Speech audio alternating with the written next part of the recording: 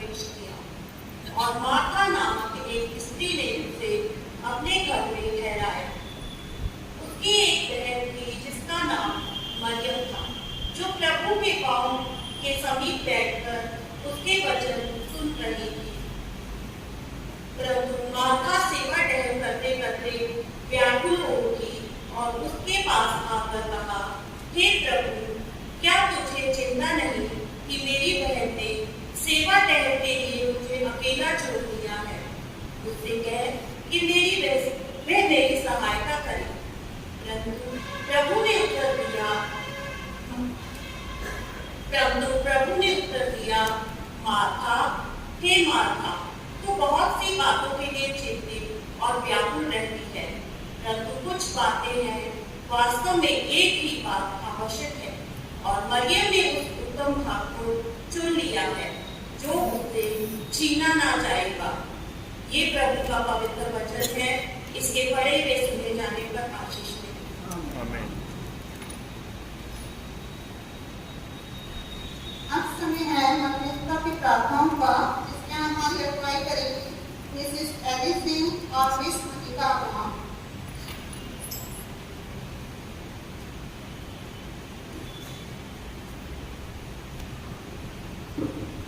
आइए हम परमेश्वर के अपने सर को झुकाएं। सभी पिता आपका लाख लाख धन्यवाद करते हैं आज के इस खूबसूरत दिन के लिए। धन्यवाद करते हैं कि रात आपने हम सबको सही सलामत रखा मेरे प्रभु। धन्यवाद करते हैं कि आपने हमें इतनी तौफीक दी कि हम इस पवित्र घंटे में आके खुदावंद आपके नाम का धन्यवाद करते हैं एक साथ मिलकर खुदावंद। धन्यवाद करते हैं आपने यहाँ पर उपस्थित बहुत सारे लोगों को खुदावंद चंगाई दी है और खुदावंद बहुतों को इस प्रकोप से बचा के रखा है खुदावंद। धन्यवाद करते हैं उन तमाम आशीषों के लिए खुदावंद जो हमारी जिंदगी में नाम का नाम आपके थ्रू आती है मेरे प्रभु। धन्यवाद करते हैं हम हर एक चीज के लिए प्रार्थना करते हैं खुदावंद हमारे साथ ऐसे ही बने रहे। हे दयावान प्रभु हमारी प्रार्थना सुन। प्रार्थना करते हैं हम अपने सारे अगुवाओं के लिए खुदावंद, सारे लीडर्स के लिए, स्कूल के प्रिंसिपल्स के लिए, हमारे चर्च के हेड्स के लिए, हमारे बिशप के लिए, हमारी कांग्रेगेशन के लिए खुदावंद सबके साथ बने रहे मेरे प्रभु। सबको अपनी रोशनी में ऐसे ही आगे चलने दें खुदावंद। आगे का समय जो बहुत ज्यादा खराब आने वाला है मेरे प्रभु, हम सबको अपने लिए स्ट्रॉन्ग करें। हमारे लीडर्स को, हमारे हेड्स को इतना स्ट्रॉन्ग करें ताकि वो अपनी पूरी कांग्रेगेशन, अपनी चर्च और अपने जितने भी लोग उनके अंडर में हैं खुदावंद, उन सबको आप में बढ़ाते चले जाएं खुदावंद। हम सबको खुदावंद को जीवन की रोटी देने पाए मेरे प्रभु और बाइबल का पाठ हम सबको अच्छे से समझाने पाए मेरे खुदावंद। हे दयावान प्रभु हमारी प्रार्थना सुन। आपसे विनती करते हैं खुदावंद अपने चर्च के सारे बड़े लोगों के लिए खुदावंद, सारे बच्चों के लिए खुदावंद, सबके साथ नाम बनाम बने रहे मेरे प्रभु। धन्यवाद करते हैं खुदावंद कि आपने उन सबको खुदावंद सही सलामत रखा है। विनती करते हैं खुदावंद आगे भी ऐसे ही रखे खुदावंद, जब ये थर्ड वेव आती है या और भी कोई भी प्रकोप आते हैं खुदावंद, हम सबके साथ बने रहे। हमारे सारे एल्डर्स और हमारे सारे बच्चों के साथ बने रहे खुदावंद। इन सबको तंदुरुस्ती इनायत फरमाए मेरे खुदावंद। हम चाहते हैं खुदावंद कि आपके आगे हम सब ऐसे ही सर झुका के आपको हम गुजारिश करते रहे, हम सबके साथ बने रहे। हे दयावान प्रभु हमारी प्रार्थना सुन। धन्यवाद।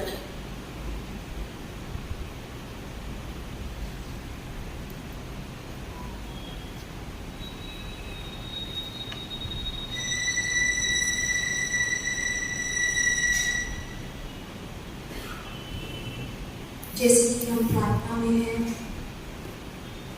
हम पिता परमेश्वर से धन्यवाद करते हैं इस समय के लिए जो उसने हम सबको दिया कि हम एक कलीसिया होकर यहाँ पर जमा होने पाए।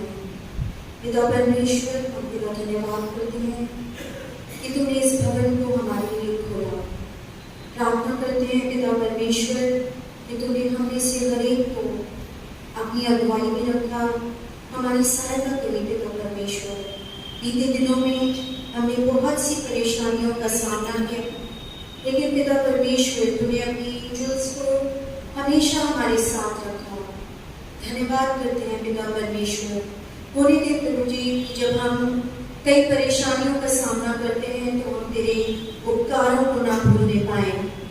इस समय विशेष रूप से प्रार्थना करते हैं इस सभा के लिए पिता परमेश्वर, जब हम मरियम मार्था डे मनाते हैं प्रभु, होने दे पिता परमेश्वर कि जो भी आज कलाम हमें दिया जाता है, जो स्किट पेश किया जाता है प्रभु, वो हमारे जीवनों के अंदर तक काम करने पाए। प्रभु ये सिर्फ एक दिवस ना हो, बल्कि प्रभु हम इसके द्वारा बहुत कुछ सीख पाए और पिता परमेश्वर हम मार्था की तरह दुनियावी चीजों की चिंता ना करके पिता परमेश्वर हम मरियम की तरह बनने पाए, ताकि पिता परमेश्वर हम अनंत काल का जीवन पाए। प्रार्थना करते हैं प्रभु हम जो भी कुछ करते हैं वो दूसरों को खुश करने के लिए ना हो पिता परमेश्वर, बल्कि तेरी इच्छा के द्वारा होने पाए। धन्यवाद करते हैं प्रभु दुनिया में सब बीमारियों में से मुझे निकाला। आगे भी प्रभु हम तुझसे विनती करते हैं कि तू हमारी कम्युनिटी पर अपना आशीष भरा हाथ कर। आज के इस पूरे दिन को, आगे वाले सप्ताह को प्रभु हम तेरे हाथों में सौंपते हैं और ये सब कुछ हम अपने उद्धार करता प्रभु यीशु के नाम से मांगते हैं।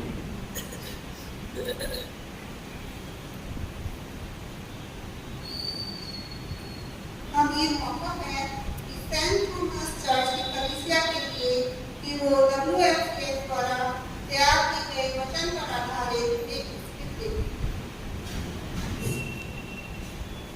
हम लोग वचन में से पढ़ेंगे मत्ती 11 उसकी 28 आयत से 30 आयत तक। हे सब परिश्रम करने वालों और बोझ से दबे हुए लोगों, मेरे पास आओ, मैं तुम्हें विश्राम दूंगा। मेरा जुआ अपने ऊपर उठा लो और मुझसे सीखो, क्योंकि मैं नम्र और मन में दीन हूँ, और तुम अपने मन में विश्राम पाओगे, क्योंकि मेरा जुआ सहज और मेरा बोझ हल्का है। परमेश्वर अपने वचन के पढ़े और सुने जाने पर आशीष देता है।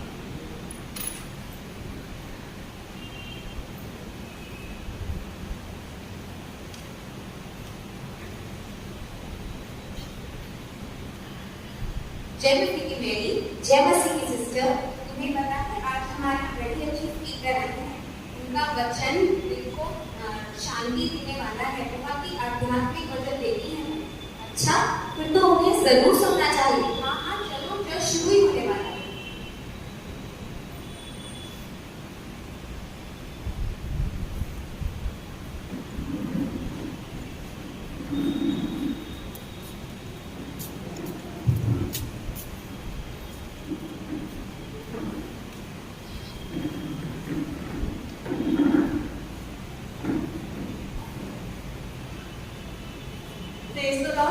मैं परमेश्वर का धन्यवाद करती हूँ सुंदर सुबह की थी जो उसने दिखाई है।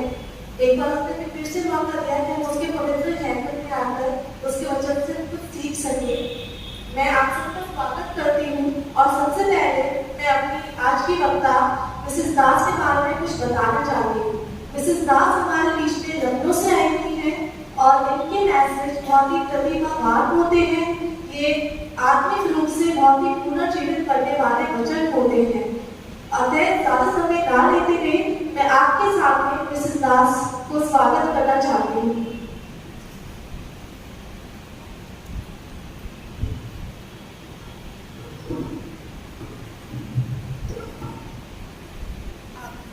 आप सभी को जय मसीह।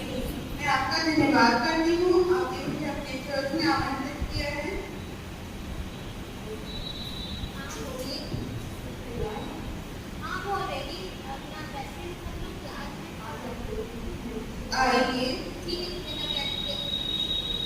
आइए मेरे साथ पवित्र शास्त्र में से निकालें लूका की इंजील का 10 अध्याय उसकी 38 आयत से 41 आयत तक।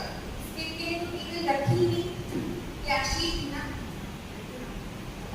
जब वे जा रहे थे तो वे एक गांव में गया और मार्था नामक एक स्त्री ने उसे अपने घर में उतारा। मरियम नाम पादरी साहब को याद दिला दूं कि चर्च के बाद उन्हें मीटिंग का अनाउंस करना है, वरना सभी लोग चले जाएंगे। ये तो छुए क्या हो रहा है? ठीक है। आपने उसकी बॉटल रखनी थी क्या? ऐसा करो, आप डेविड को बाहर ले जाओ। ये तो मुझे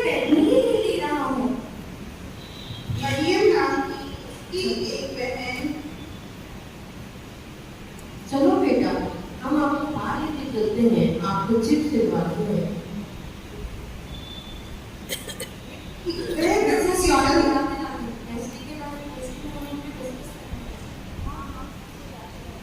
प्रभु के चरणों में बैठकर उसका वचन सुनती। मार्था, गाने की लिस्ट तो मेरे के पास है, पर तो आगे जाकर बैठी है। अब बताओ लिस्ट लेके बैठी है अभी क्यों है? ऐसा तो बता देना चाहिए था, गाना कैसे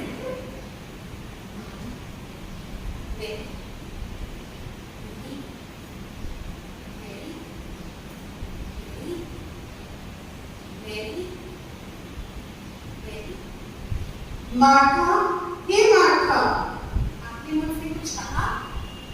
हे मार्था, तो बहुत बातों के लिए चिंता करती है और घबराती है, परंतु एक बात आवश्यक है और उस उत्तम भाव को मरियम ने अपने लिए चुन लिया है, जो उससे छीना न जाएगा।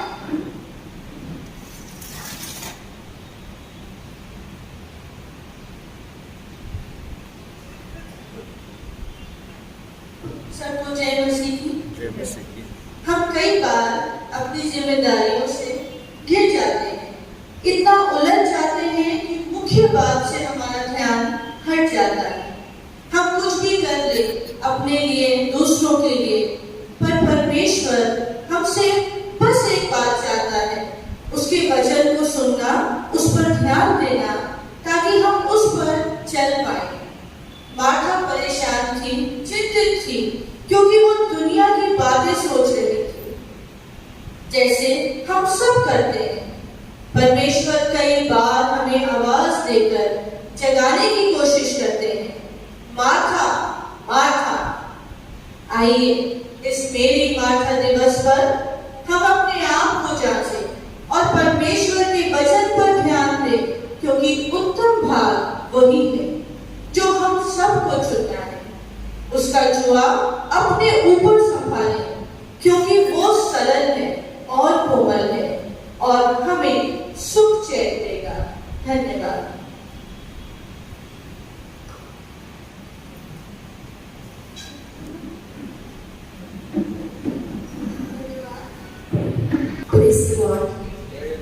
हम परमेश्वर का धन्यवाद करते हैं कि उसने आज हम सबको ये मौका दिया कि हम मरियम मार्था डे मना सकें।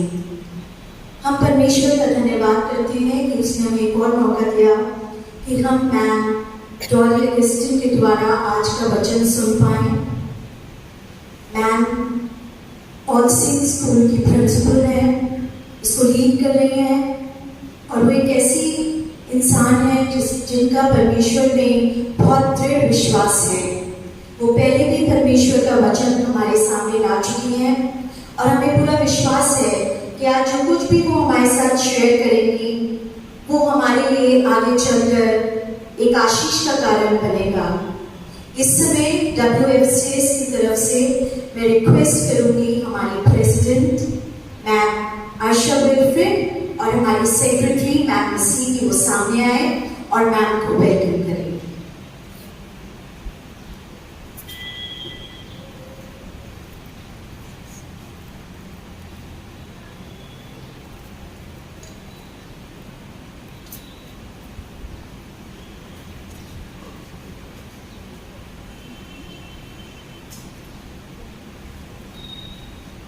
Thank you, ma'am. Thank you.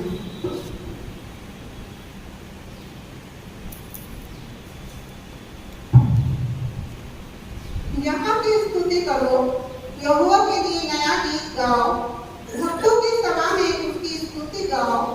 इस्राएल अपने कर्ता के कारण आनंदित हो, सिय्योन के निवासी अपने राजा के कारण मगन हो। वे नाचते हुए उसके नाम की स्तुति करें और डफ और वीणा बजाते हुए उसका भजन गाएं, क्योंकि यहोवा अपनी प्रजा से प्रसन्न रहता है।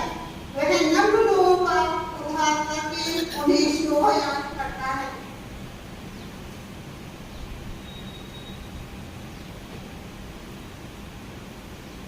इससे पहले कि आज हम वचन में जाएं, आइए हम अपने जीवित परमेश्वर, राजाओं के राजा, प्रभुओं के प्रभु की स्तुति करें। अब मैं WFCS की बहनों से रिक्वेस्ट करूंगी जो प्रेजेंट वर्षिप में हमारी अगुवाई करें। को दीन करें और प्रार्थना में यहोवा को धन्य करें और उससे किसी बात को ना भूलना। जो कुछ भी मुझ में है उसके पवित्र नाम को भूलें। धन्यवाद धन्यवाद धन्यवाद पिता परमेश्वर, हमारे आशीषों को देने वाले आपका धन्यवाद पिता। आपका धन्यवाद करते हैं कि आपने हमें रात को अच्छी नींद दी और हर पकड़ों से बचाया और सुबह की दिन की रोशनी दी।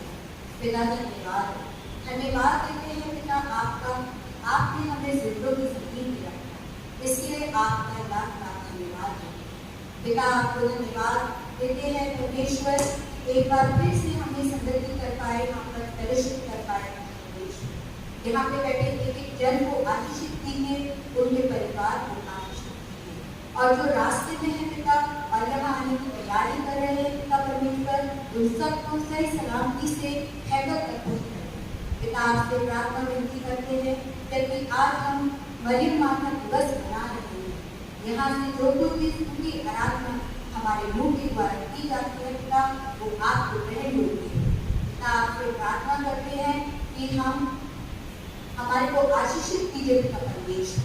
आज के वक्ता को आपके हाथों में देते हैं पिता, जो कुछ भी बीज को आज हमारे अंदर बोते हैं पिता परमेश्वर, होने दीजिए वो हमारे अंदर 100 गुना फलवंत हो और हम यहाँ से खाली हाथ ना करें, वरन हम खुद भी आशीषित हो और दूसरों को भी आशीषित करें। आप आज में पिता परमेश्वर सारी आदर सारी महिमा आपको देते हुए इस छोटी प्रार्थना विनती को आपके बेटे प्रभु यीशु मसीह के मीठे और पवित्र नाम में मांगते हैं, सुनिए और ग्रहण कीजिए। आमीन। आप सब अपने स्थानों पे खड़े हुए और हमारे साथ एक साथ मिलकर परमेश्वर की स्तुति में ऊंचे शब्दों से ताली बजा के स्तुति करें।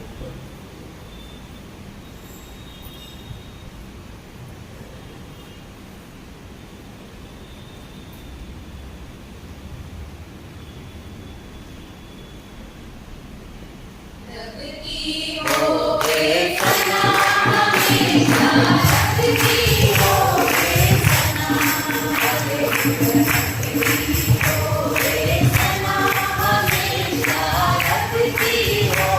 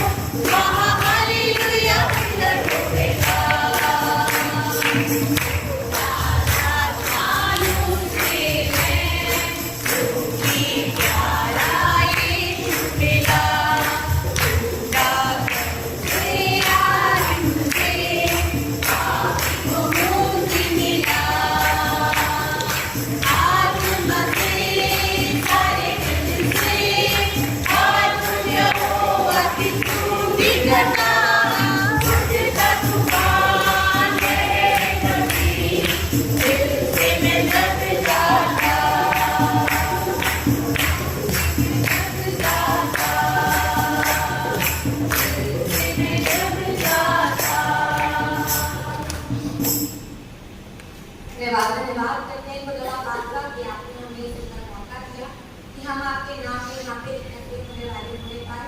खुदावंद धन्यवाद करते हैं आपका हर एक उस बर्तन की जो आपने हमारे जिंदगी में दी है।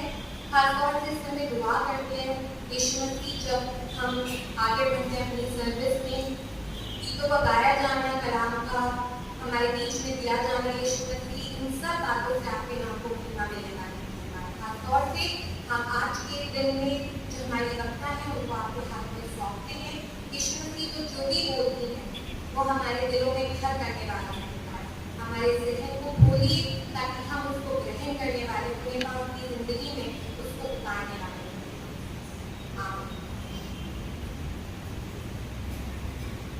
जैसे पानी को तरसी मेरी रूह तेरी प्यासी है,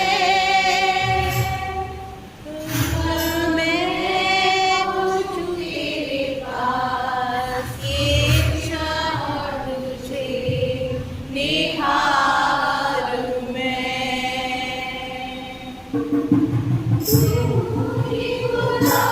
मेरा बल मेरी बात तुझसे मेरी रूह निहार, तू ही खुदा मेरे मन का आनंद में तुझे निहारूंगा। जैसे पानी को तरसती मेरी रूह तेरी प्यासी है, कब मैं पहुंचूं तेरे पास, ये चाह तुझे निहारूं मैं।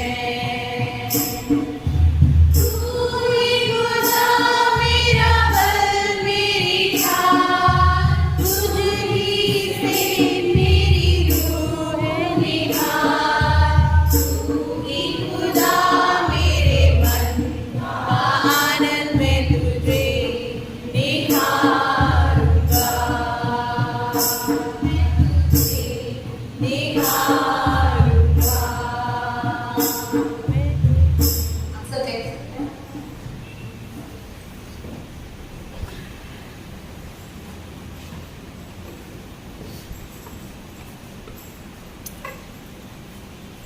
अब मैं डॉक्टर मिसेस कॉलियर को आमंत्रित करती हूँ कि वो आए और आज वचन से हमें आशीषित करें।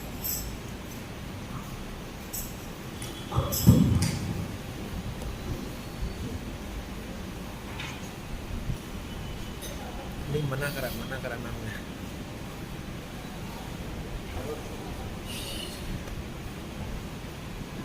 She only wanted to preach from there.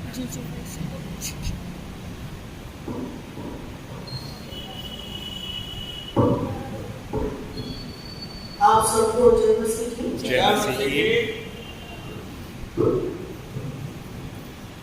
आगे जाने से पहले अपने सर को झुकाएं और पवित्र आत्मा से मदद मांगे कि जो भी वचन आज दिया जाता है वो पूरी तरीके से हमारे दिलों को उतरे।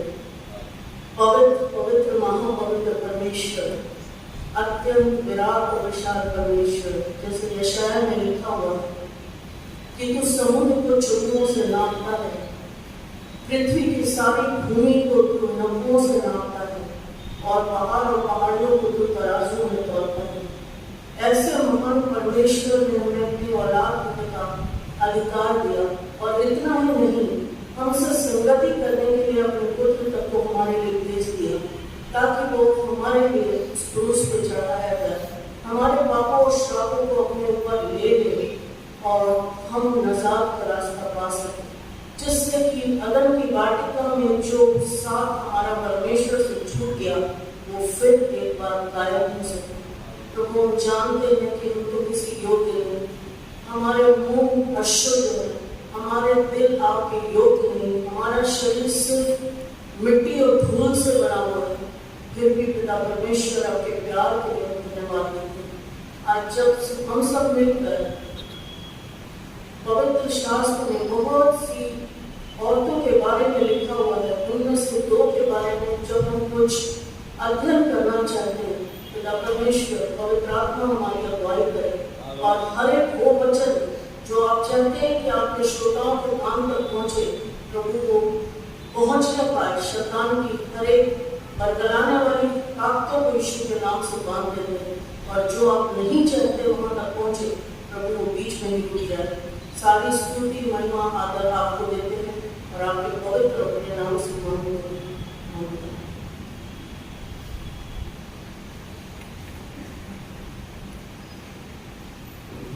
मेन टॉपिक में आने से पहले एक चीज मैं आप सभी को कहनी चाहती हूँ कि जब भी हम प्रभु का वचन कहीं पर भी सुनने आए, चाहे वो परमेश्वर का कौन हो या कोई दास और दासी कहीं पर भी बोल रहा है, तो हम एक गोल्डन रूल को फॉलो करें और वो रूल है सेल्फिश रूल।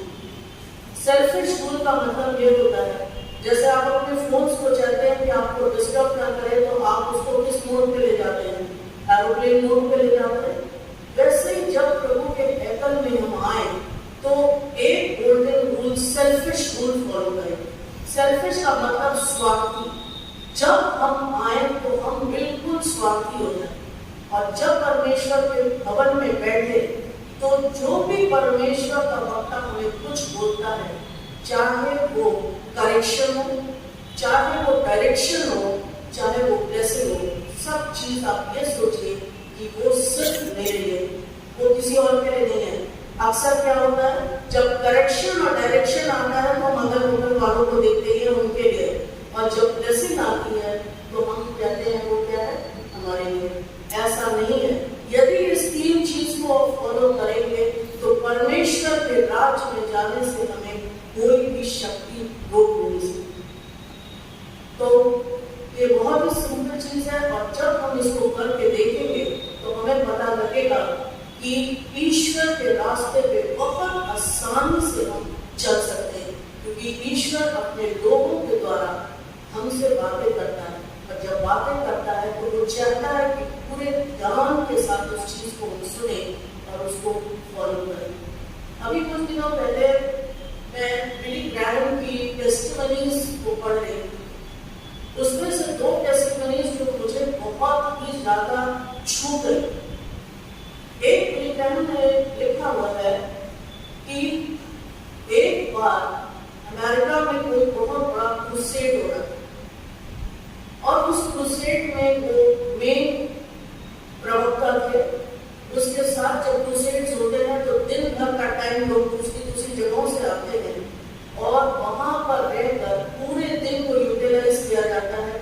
कभी जवानों की मीटिंग हो रही है, कभी महिलाओं की मीटिंग हो रही है, कभी जनरल मीटिंग हो रही है और मेन प्रवक्ता के लिए शेड्यूल बना दिया जाता है।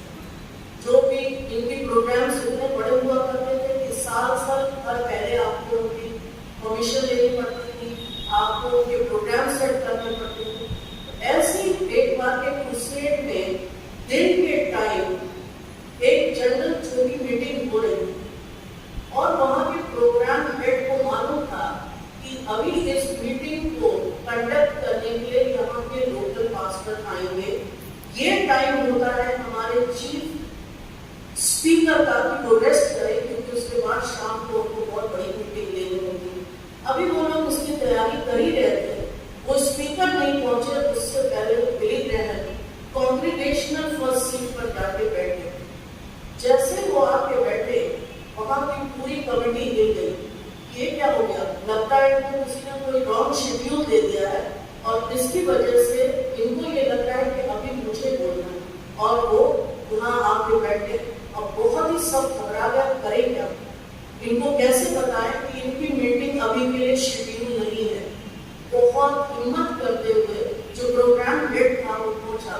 और उसने धीरे से उनसे कहा कि सर आपकी मीटिंग इवनिंग में है।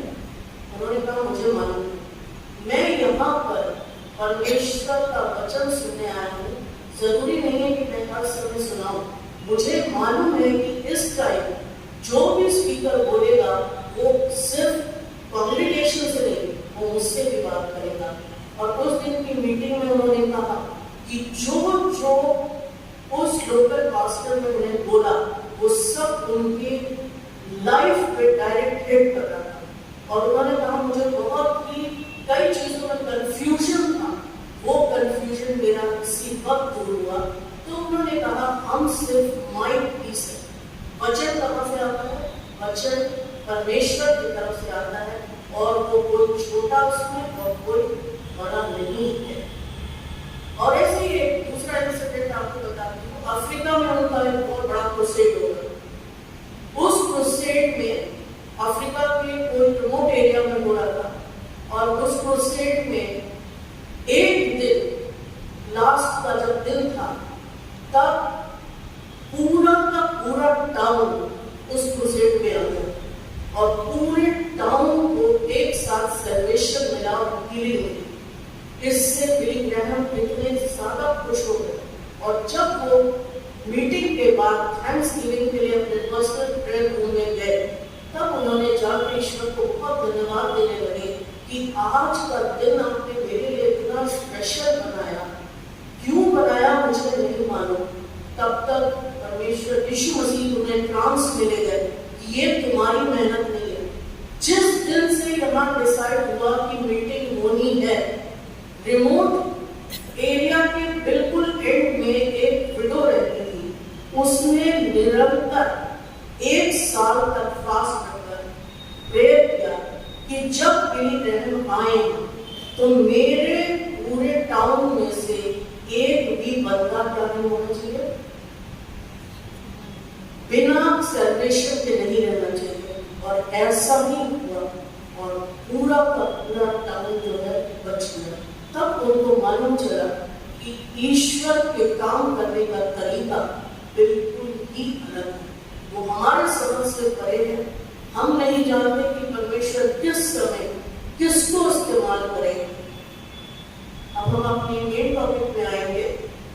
जैसे बच्चे ने अभी हमने पढ़ा मैरी और मार्था के बारे में, पूरी बाइबल में करीब 9 मेरीज के बारे में कुछ बोला गया है, लेकिन उसमें से कुछ जैसे मरियम मगदलीनी नाम नहीं था। शी वाज लिविंग इन अ मैगडल, वो एक एरिया में रहती थी, वो मैगडल है इसलिए उसको कहते हैं मरियम मगदलीनी। दूसरी मरियम और मार्था जो सिस्टर्स थे। तो थोड़ा सा हम इसका फैमिली बैकग्राउंड पहले देख लें, वहाँ पे क्या कल्चर था, क्या बैकग्राउंड था और वो किस तरीके से आती थी, इसको देख लें। तो ये बैतनी एक छोटा सा गांव था जो यरूशलेम से करीब 2 किलोमीटर बाहर की तरफ था, जिसमें ये फैमिली रहती थी। ये तीनों सिबलिंग्स थे, ये तीनों भाई बहन थे, मार्था, मरियम और लाजर। मार्था इसमें से हाउस होल्ड हेड थी, मतलब कि लीड करती थी, डोमिनेटिंग फैक्टर थी, बड़ी थी, एल्डर थी। तो मार्था जो थी एक डिसीजन मेकर थी, वो थोड़ा अपने आप में डिसीजन ले सकती। उसके बाद मैरी और लाजर उससे छोटे थे। अब हम यहाँ पर 2-3 जगहों में देखते हैं मार्था और मैरी और जीसस का क्या रिलेशनशिप है। जीसस अपने टाइम मिनिस्ट्री के टाइम में उनको अपने हाउसिंग और फूडिंग के लिए दूसरों पर डिपेंड होना पड़ा, बिकॉज जैसे वचन में लिखा है कि चिड़ियों के लिए तो बसेरा है लेकिन मेरे लिए कोई भी रहने का स्थान नहीं है।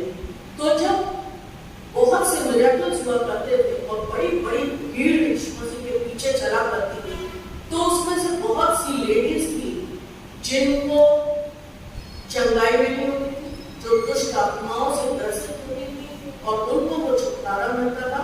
तो वो यीशु की फॉलोअर हो जाती थी और वो ही अब यीशु मसीह और उनके डिसाइपल्स की प्रोवाइडर भी हुआ। जिनके पास वेल टू डू होता था, अच्छा खासा हुआ करता था देने के लिए, प्रोवाइड करने के लिए, वो लोग अपने घरों में यीशु मसीह को और उनके डिसाइपल्स को बुलाया करते थे, उनके खाने पीने का इंतजाम किया। तो जैसे लिखा हुआ है कि हमने पढ़ा, जब वे जा रहे थे तो एक गांव में गया और मार्था नामक एक स्त्री ने उसे अपने घर पर उतारा का मतलब इनवाइट किया। और उस टाइम सिर्फ डिसाइपल्स नहीं, क्योंकि उसके यीशु मसीह के साथ और भी बहुत से लोग थे, और वो क्या करने लगे, जब उतारा तो उनको सब चीज, उनकी हॉस्पिटैलिटी को पूरा देखना है, खाना पीना रहना कंफर्ट सब कुछ देखना है। और उस टाइम हमारे जैसी फैसिलिटीज नहीं हुआ। तो जब मार्था ने उतारा, अब इसके बाद कैरेक्टर्स अलग अलग आते हैं, मार्था और मेरी। पहले हम जाएंगे थोड़ा सा मार्था के कैरेक्टर्स को देखेंगे, फिर ज्यादातर हम क्या करते हैं, मार्था को अब्यूज करना शुरू करते हैं। तो बड़ी वर्ल्डली थी, वर्ल्डली चीजों की भी जरूरत पड़ती है। क्या आप बिना खाए रह सकते हैं? क्या आपके घर में कोई आए, आप उसको बिना खाना पूछे, उसकी बिना हॉस्पिटैलिटी करे रह सकते हैं? आपको ये करना ही करना पड़ेगा। तो कभी कभी हम अननेसेसरी अब्यूज करना शुरू करते हैं, लेकिन इनके कैरेक्टर्स को हम देखें तो हमें पता लगेगा कि प्रायोरिटीज को हम कैसे प्लेस करें। हमारी प्रायोरिटीज, नेसेसिटीज अलग है, प्रायोरिटीज अलग है। जरूरत है, ये सब चीजें करने की जरूरत है, लेकिन हमारी प्रायोरिटीज क्या होगी। तो मार्था के पहले हम कैरेक्टर को देखेंगे। मार्था को उतारा, मरियम नामक उसकी एक बहन थी, वो प्रभु के चरणों में बैठ के उसके वचन को क्या करती थी, सुनाती। अब क्या हुआ, मार्था का पहला कैरेक्टर यहाँ पर समझ में आता है कि हाउस होल्ड हेड, वो डिसीजन ले सकती है। जूइश कल्चर को यदि आप देखें तो जूइश कल्चर में mingling of women and main is not allowed. आप औरत और आदमी एक दूसरे से मिक्सअप इजीली नहीं हो सकते, उनको क्या रहना होता है, अलग रहना होता है। लेडीज का काम है सिर्फ रेयरिंग ऑफ द चिल्ड्रन और हस्बैंड को हेल्प करना। यदि रिलीजियस डिस्कशंस हो भी रहे तो आप बिहाइंड द कर्टन्स हेल्प कर सकते हैं, डायरेक्ट आके आप उसमें इंटरफेयर नहीं कर सकते। और मेल्स का काम था कि मेल्स अपने ट्रेड को किया करते थे। उनके चीफ ट्रेड्स जैसे बाइबल में मेंशन है, फिशिंग, पॉटरी मेकिंग, वो कृषि का काम करते थे, और ऐसे कई कारपेंटरी जिसको जीसस की फैमिली में भी होता था, ये सब किया करते थे। सैटरडेज के दिन सिनेगॉग में जाकर लड़के और बड़े लोग ईश्वर के वचन को सीखा करते। लेडीज और मदर वहां पे लड़कियों को अलाउ नहीं। तो मार्था इन चीजों को सरपास करते हुए कहाँ आई है, फ्रंट पे आके यीशु मसीह को अपने घर में इनवाइट कर रहे हैं। लाजर इनवाइट नहीं कर रहा है, कौन कर रहा है, मार्था इनवाइट कर रहे हैं। और उसने अपनी लाइफ में एक बोल्डनेस दिखाई, अपने कल्चर के अगेंस्ट जाकर उस काम को करने की कोशिश। फिर मार्था का दूसरा कैरेक्टर ये दिखाई देता है कि वो सबको कंफर्टेबल फील कराना चाहिए।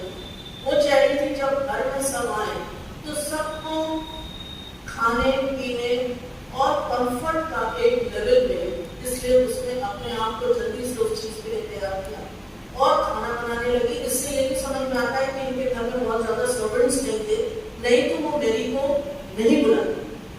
तो सर्वेंट्स कम होंगे, लोग ज्यादा होंगे, वो थोड़ी घबरा रही होगी, इस वजह से उसने ये चीजों को बोला।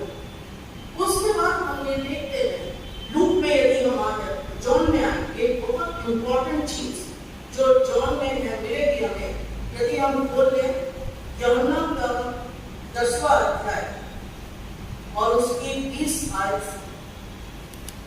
जब मार्था ने यीशु के आने का सुसमाचार सुना तो उससे भेंट करने को गई, परंतु मरियम घर में बैठी रही। मार्था ने यीशु से कहा, हे प्रभु, यदि तू यहाँ होता तो मेरा भाई कदापि नहीं मरता। और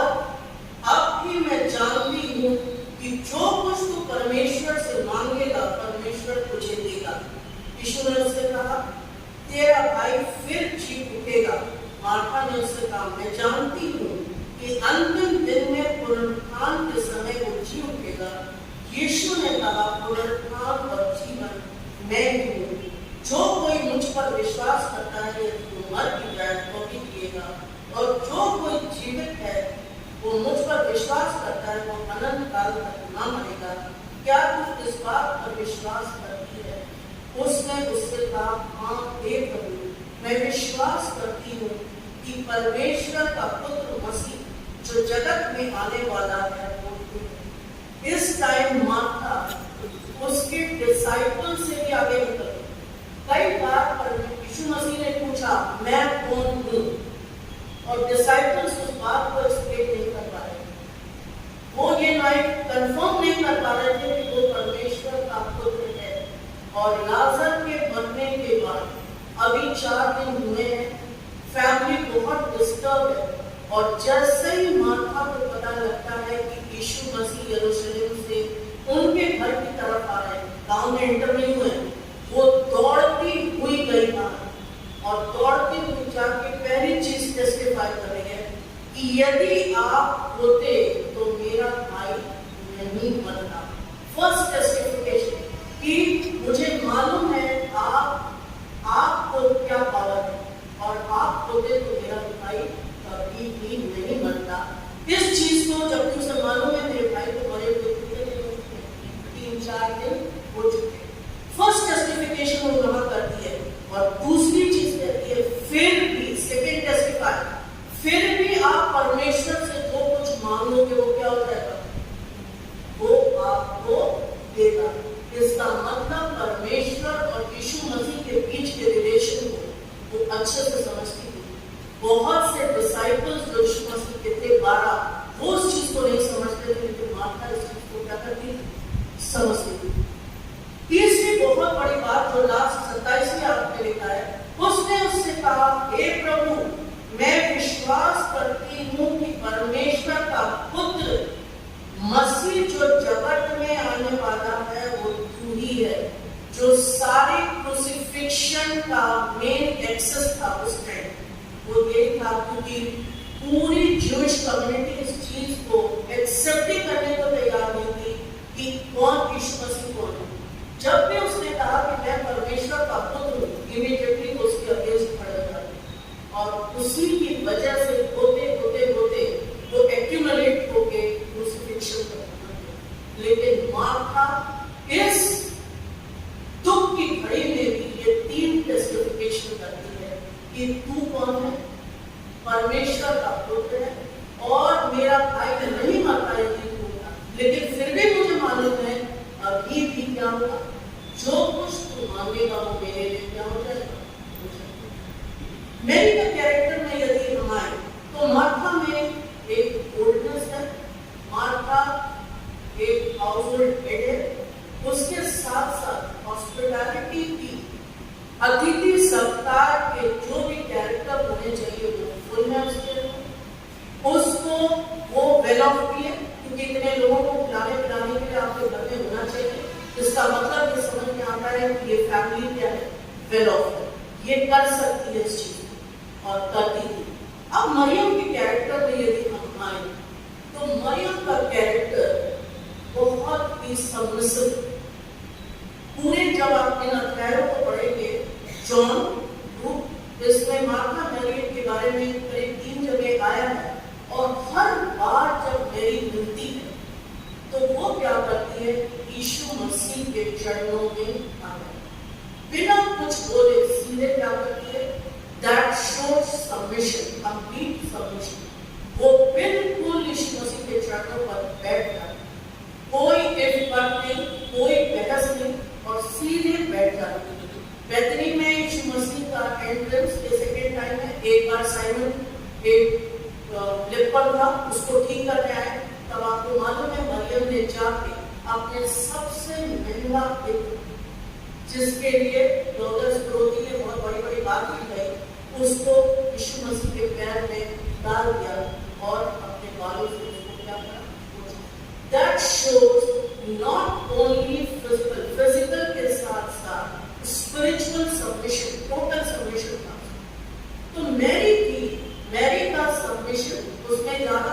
बातें नहीं दी गई हैं।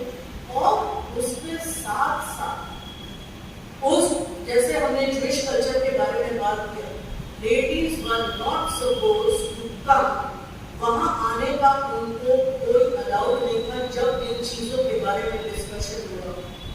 लेकिन मेरी वहां तक पहुंच गई। यीशु मसीह के चरणों में बैठने का अधिकार सिर्फ चीफ डिसाइपल्स को था और कोई नहीं बैठ सकता। वो उस चीज को सरपास करते हुए कहां पहुंच गए? यीशु मसीह के चरणों में बैठ गए। जब मैं इस चीज को देख रही थी तो बाकी सब चीजें मेरी और मार्था में बड़ी डिफरेंट नजर आती, लेकिन एक चीज जो दोनों में कॉमन है, दोनों बहुत निर्भीक और अदर वर्ड्स यूज करें कि बड़ा दुस्साहस करती है, चीजों को आउट ऑफ वे जाके काम करने का काम करती है। कैसा दुस्साहस किया? आप देखो मार्था के लिए, मार्था को मालूम है कि वो परमेश्वर का पुत्र है और उसका पावर क्या है, फिर भी वो निर्भीकता से यीशु मसीह के पास जाकर बोलती है कि आप ये नहीं देख रहे कि मैं काम कर करके थक गई हूँ और मेरी कहाँ बैठी है? आपके चरणों में बैठी है। आप क्यों नहीं कहते वो मेरी आपके क्या करे? मदद। तो इतनी बोल्डनेस लाना अपने आप में उस कल्चर के टाइम में बहुत डिफिकल्ट था, वो मार्था के अंदर। दूसरी तरफ मेरी के अंदर भी बड़ा दुस्साहस था। वो शीबिशली थोड़ा धीमे तरीके से करती थी, ये ओपनली करती। वो क्या करा? उसने ये नहीं सोचा कि मेरा क्या होने वाला है। वो जाकर सीधे यीशु मसीह के चरणों तक पहुंची और वहां जाकर वो क्या बैठ, और बैठने के बाद उसने 3 काम किया। एक तो परमेश्वर के वचन को यीशु मसीह से सीखा, दूसरी चीज अपनी आत्मा और अपने जो भी पोजीशन थे वो सब कुछ परमेश्वर के चरणों में क्या करते। ये इस तरह का अर्पण अब दोनों ने अपनी अपनी जगह अपनी समझ से काम किया, लेकिन यीशु मसीह क्या कहते हैं? क्या चीज प्रायोरिटी नेसेसिटी थी, लेकिन तुम्हें किसमें आना चाहिए था? प्रायोरिटी तुम्हारा जरूरत क्या है? ईश्वर के राज में प्रवेश करने का जरूरत क्या है? हमारी ये सब चीजें जो हम करते हैं, कितना सेलिब्रेशन, कितना ये वो, ये सब चीजें कुछ नहीं है। अकॉर्डिंग टू बाइबल जो आज कह रहे टोटल सबमिशन है। टोटल सबमिशन का मतलब है आत्मा, प्राण, आपके पोजीशन सब कुछ इसके चरणों में लाके रखना, यीशु मसीह के चरणों में लाके रखना। और इस सबमिशन से और उस टाइम यीशु मसीह ने मार्था को डांटा नहीं, क्योंकि वर्ड लिखा हुआ है मार्था मार्था, बड़ी ही लविंगली उन्होंने 2 बार बोला मार्था मार्था, तुम क्यों घबराती हो?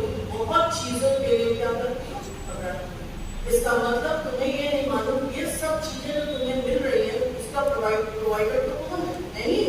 मैं ही दूंगा तुमको। तो तुम इस चीज पे विश्वास करो और सब चीजें स्मूथली चलेगी। हम भी ये करते, हमारा भी यही काम होता है। हम दुनिया में हम क्या बनना चाहते हैं? हम सोचते हैं इस अर्थ के मैनेजर हम ही हैं, इस पृथ्वी हमारे बिना तो चलेगी नहीं, हम उसके मैनेजर हैं और हम इंडिस्पेंसेबल हैं। हम नहीं रहेंगे तो कुछ होगा, ऐसा नहीं होगा। जो है वहां का मैनेजर और जो जिसको इस पृथ्वी को चलाना है वो अच्छी तरीके से जानता है कि उसको क्या करना, और जो काम उसने हमें सौंपे हम उसको उसके में रह के करते हैं तो उसमें कोई इफ और बट बिना लगाए हो आपको बड़ी स्मूथली ईश्वर के समीप में पहुंचने का अधिकार मिलेगा। और इसी सबमिशन की वजह से मैरी जो है, जबकि उसने बहुत ज्यादा उसके बारे में नहीं किया, लेकिन मार्था को उसने सिद्ध कर दिया, क्योंकि उसने अपने आप को टोटली ईश्वर के चरणों में करना समझा। ज्यूइश कल्चर में लेडीज को टच करना भी एक से होता था, क्योंकि जब वहां पे कोई मर जाए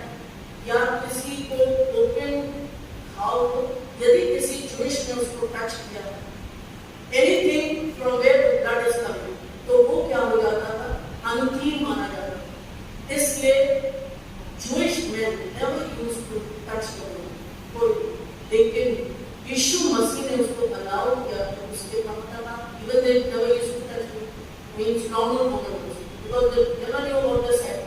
तो वो उसको क्या करते थे, इसके बावजूद भी उस यीशु मसीह के चरणों तक आने का मौका दिया। आप देखेंगे कि यीशु मसीह ने नए नियम में बहुत बार उस कल्चर को ओवररूल करते हुए औरतों को एक बहुत ही सम्मानजनक स्थिति तक पहुंचाया। तो इस छोटी सी कहानी से ये पता लगता है कि मार्था और मैरी जो है दोनों ही ईश्वर को प्रिय थे। ऐसा नहीं है कि एक के साथ यीशु मसीह बहुत अच्छे थे और दूसरे के साथ यीशु मसीह बहुत हाश थे, ऐसा नहीं। वो मार्था को ये समझाना चाहते थे कि तुम अपनी प्रायोरिटीज के बारे में समझो। यही है हमारा वीकनेस।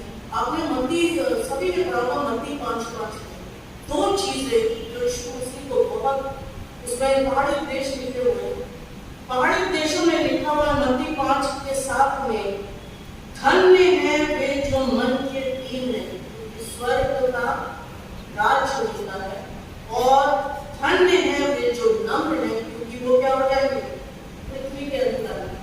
2 सिंपल कैरेक्टर, दीन और नम्रता से पृथ्वी और स्वर्ग दोनों आपके हाथ में। इतना सिंपल, कहीं पर भी कोई ऐसा रिलीजन नहीं है जहां पे इतनी सिंपलिसिटी के साथ स्वर्ग और पृथ्वी आपके हाथों में कर, सिर्फ नम्रता। नम्रता means you are meek. Meek means submission to God, and humbleness means submission to man. आपने ये दोनों चीजें करी तो आपके अगेंस्ट कोई बात होने वाली नहीं, और आप क्या करेंगे, ईश्वर के सामने एक बहुत ही उपस्थित रहने वाली चीज बन जाएंगे, और वो ईश्वर को बहुत पसंद है। बार बार नम्रता और दीनता के बारे में बात हम क्या करते हैं अपनी डेली लाइफ में, इन चीजों से दूर होकर अपने ईगो को लाना शुरू कर देते हैं, और सारी प्रॉब्लम, चाहे वो चर्च में हो, चाहे घरों में हो, चाहे आपके वर्किंग एरियाज में हो, चाहे सड़कों पे आप देख लें, हर प्रॉब्लम इसीलिए होती है कि ये 2 कैरेक्टर हमारे पास से क्या होता है, दूर हो जाते हैं। और यही 2 कैरेक्टर मैरी लेके आई और उसने यीशु मसीह के सामने सबमिट।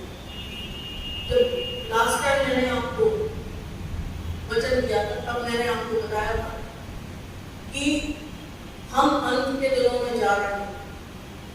अभी हर कोई ये समझ ले कि ये जो पैंडेमिक का मई में जो एक इतना हैवक जो हमने देखा है, ये खत्म नहीं हुआ है।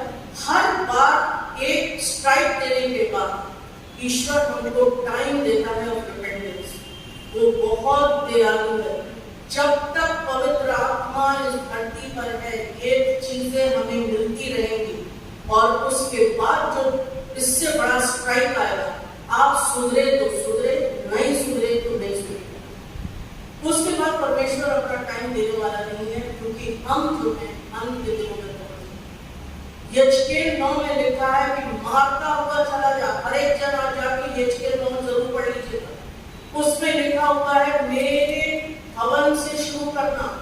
आज यदि आप इंडिया में जाके स्टैटिस्टिकल निकाल लीजिएगा नेट पे जाके, 45% चर्चेस में अगले नहीं है, they have gone. Last pandemic में 45% churches are without the priest. और ये मत समझिए, एज आई टोल्ड यू कि कोई इंडिस्पेंसेबल नहीं है, ईश्वर को मतलब नहीं है। उसके बाद यहाँ तक लिखा है कि माता चला जा स्त्रियों और बच्चों तक। तब उसने कहा कि परमेश्वर क्या तू किसी को नहीं छोड़ेगा? परमेश्वर का जवाब आता है, उन्होंने ये कहना शुरू कर दिया है कि कोई परमेश्वर है ही नहीं, कोई देखने वाला है ही नहीं, तो ये ऐसा नहीं होने वाला। ये होगा, और ये मार्च शुरू हो गई है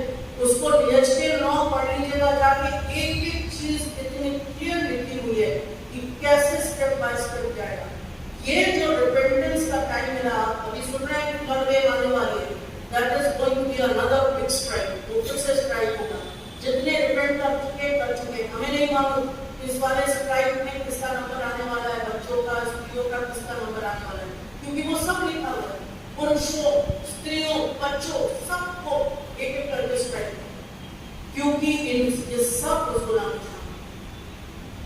तो हमारे पास इस टाइम अभी रिपेंटेंस का टाइम है, और इस चीज को don't take it for granted, मत लीजिएगा, क्योंकि हो सकता है हमें वो समय आगे जाके ना मिले, क्योंकि now the God is raising the nameless and the faceless people. आपको मालूम भी नहीं चलेगा, बाइबल और बाइबल से ईश्वर उठा रहा है अपने कामों के लिए।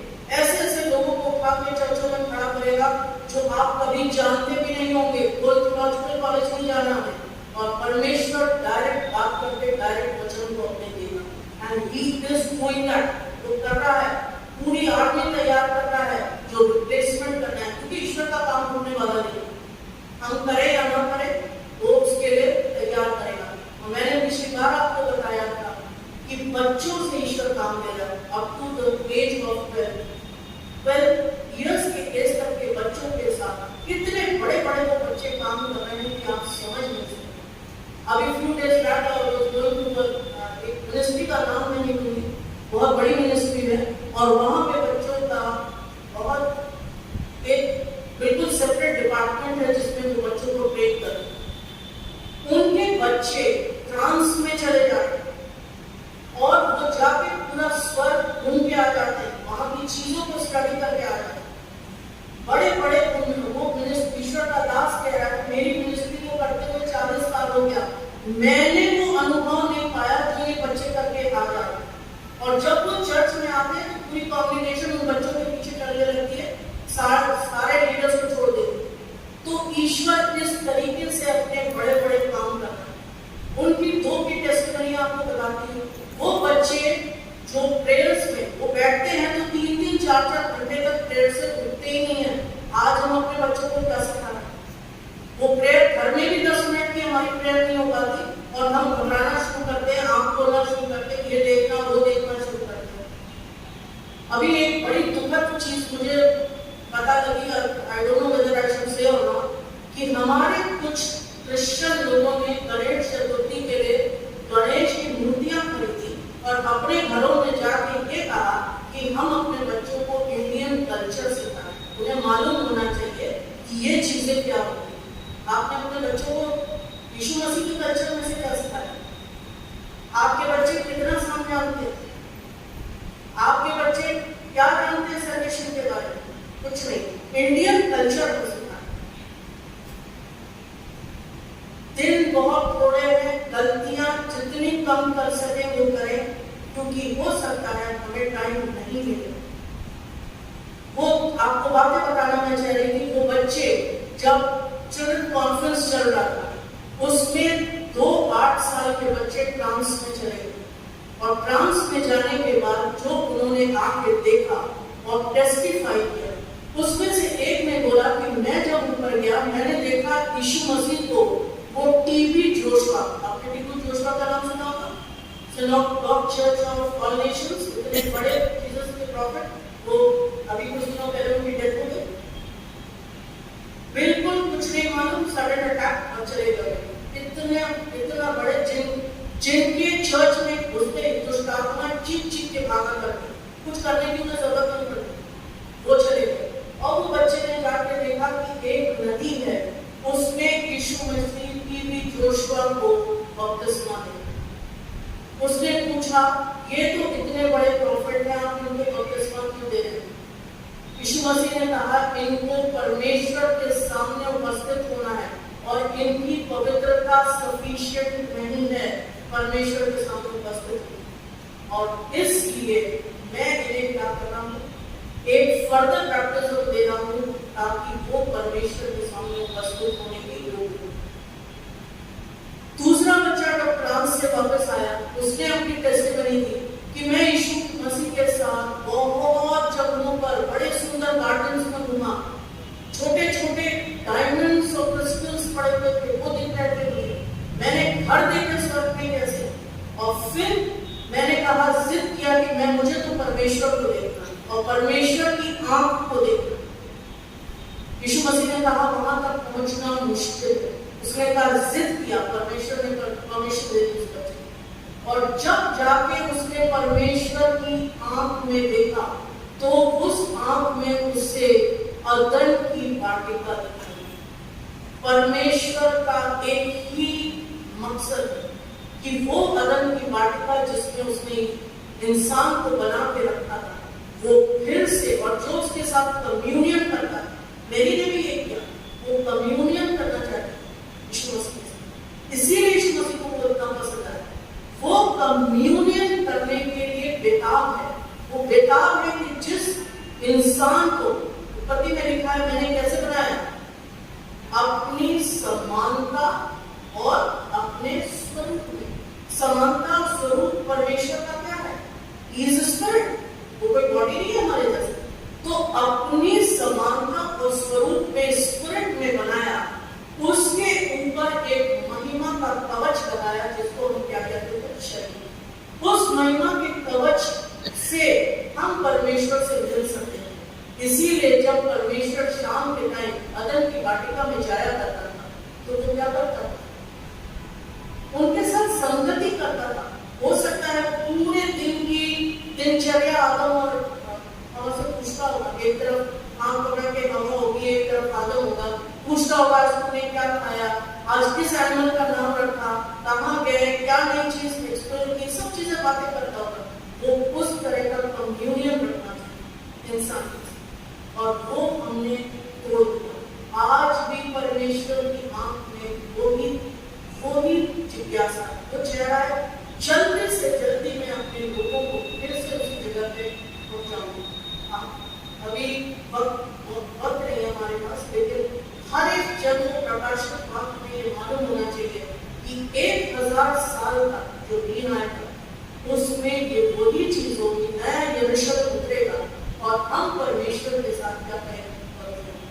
कम्युनियन कौन करेगा? हर एक जन नहीं कर सकता। यहाँ से मीठी मीठी बातें करने से किसी का कम्युनियन नहीं होगा।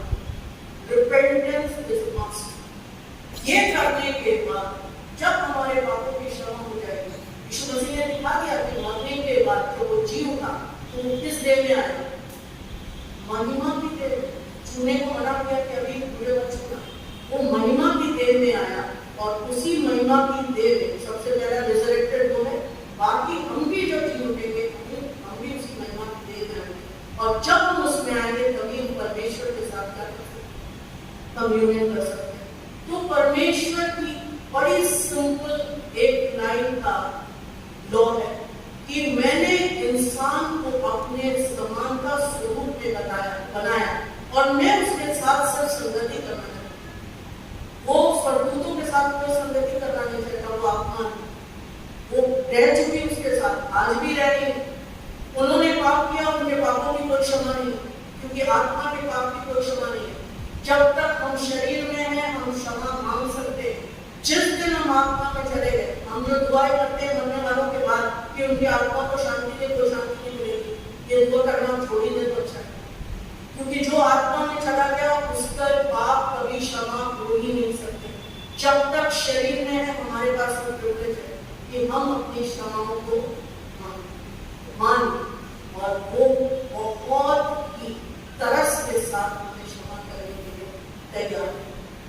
तो मेरी ने वही चीज चुनी, सबमिशन, टोटल सबमिशन, कम्युनियन ईश्वर के साथ। वो खाना बनाने के लिए नहीं दौड़ रहे, वो ईश्वर के चरण में बैठ के ईश्वर के साथ संगति करना।